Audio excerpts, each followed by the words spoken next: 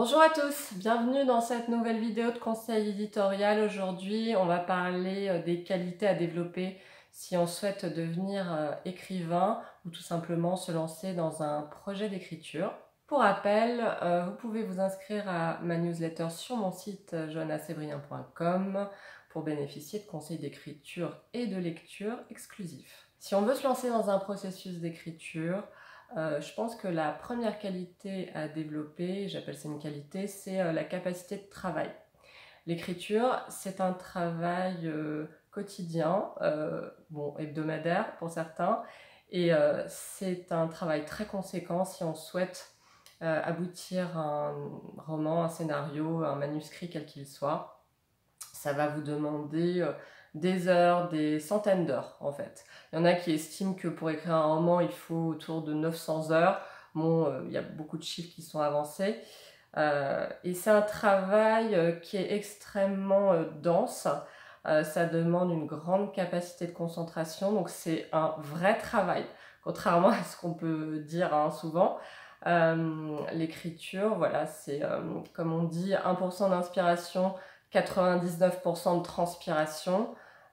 Tous les écrivains sont de grands travailleurs, d'autant plus quand ils cumulent cette activité avec une autre activité professionnelle. Donc déjà, développez votre capacité de travail et là, vous êtes bien parti dans le processus d'écriture. Ensuite, je dirais qu'il faut développer aussi sa capacité de remise en question. Par là, j'entends une certaine forme d'humilité parce que quand vous allez commencer à montrer vos textes, à faire des démarches dans le monde de l'édition, vous allez avoir des retours. Et là, vous allez avoir, à mon avis, toutes sortes de retours. Il faut savoir encaisser les retours négatifs, mais aussi savoir apprécier les retours positifs qu'on vous fera. Se servir de tous ces retours-là pour progresser en se disant, voilà, on m'a dit ça, vraiment, comment je peux utiliser cette information pour améliorer mon écriture. Toute information est bonne à prendre, tout retour. Ne vous dites pas, celui-là, il m'a fait un retour, mais en fait, il n'y connaît rien. Non, moi, je pense vraiment qu'un retour de quelqu'un, justement, qui ne lit jamais, par exemple, peut être encore plus intéressant. Parce qu'on a un regard très très neuf pour le coup, très extérieur. Donc ne négligez pas les retours qu'on peut vous faire et apprenez à les intégrer à votre évolution personnelle. Et ensuite, je dirais qu'il faut savoir être persévérant parce que le monde de l'édition, c'est un monde qui n'est pas toujours facile. Il y a beaucoup d'obstacles entre le fait d'aboutir à un manuscrit et de le faire publier et même après. Il faut une certaine force mentale, je pense, pour naviguer dans ce monde artistique comme dans tous les milieux artistiques, parce que la grande différence d'un milieu professionnel classique,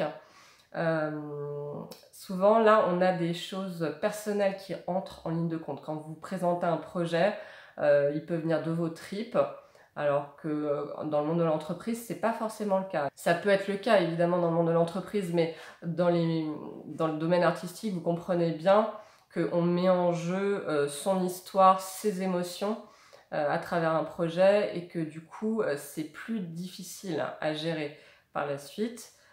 Du coup, il faut savoir être persévérant, ne pas se démotiver au premier obstacle qui va se présenter, parce qu'il y aura toujours des obstacles. Même si vous avez un gros coup de chance au départ et que votre projet est pris tout de suite et admettons que ça marche tout de suite et tant mieux pour vous, mais ça ne vous empêchera pas de toute façon d'avoir des obstacles par la suite. La vie, elle est comme ça. Donc c'est comme pour tout, il faut savoir continuer, se remettre en question, persévérer.